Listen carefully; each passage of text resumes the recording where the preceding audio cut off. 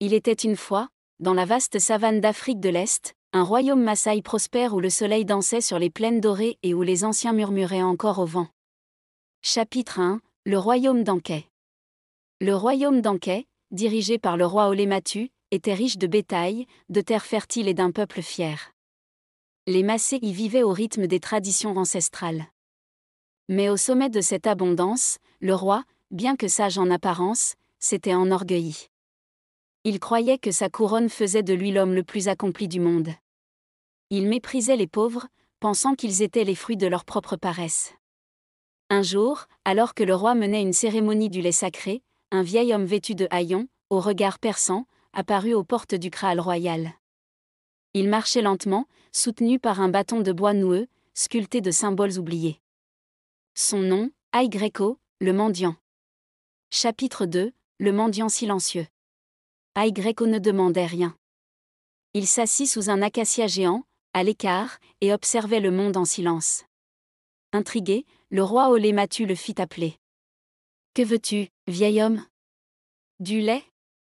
De la viande ?» demanda le roi. Ai Greco répondit. « Je ne veux ni lait ni viande, majesté. Je suis venu te donner un don que tu n'as jamais connu. » Le roi éclata de rire. « Moi ? Le roi d'Ankhet ? Il n'est rien que je ne possède déjà. » Ai Greco ne répondit rien.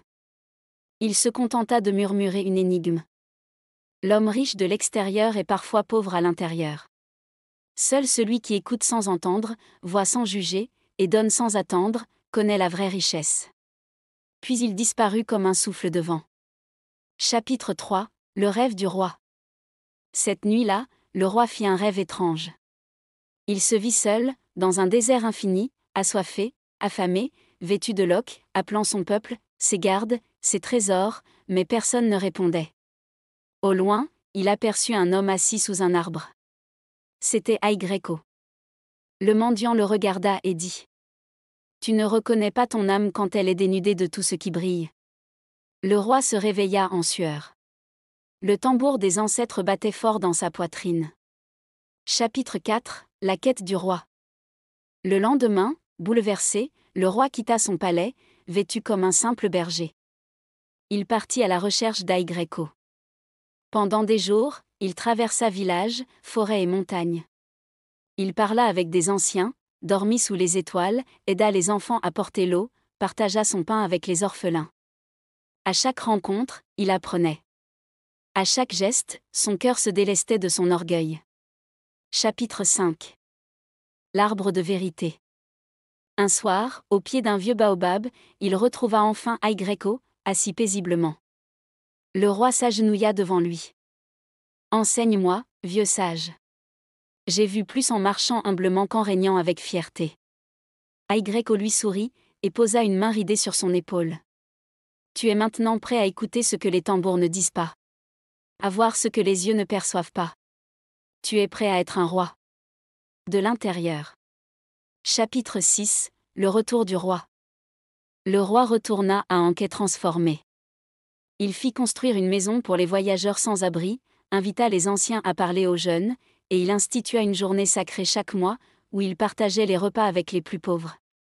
Il fit graver ces mots sur le bois de son trône.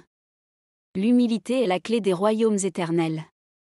Car le cœur, plus que la couronne, fait le roi. Et personne n'oublia jamais le nom du vieux mendiant.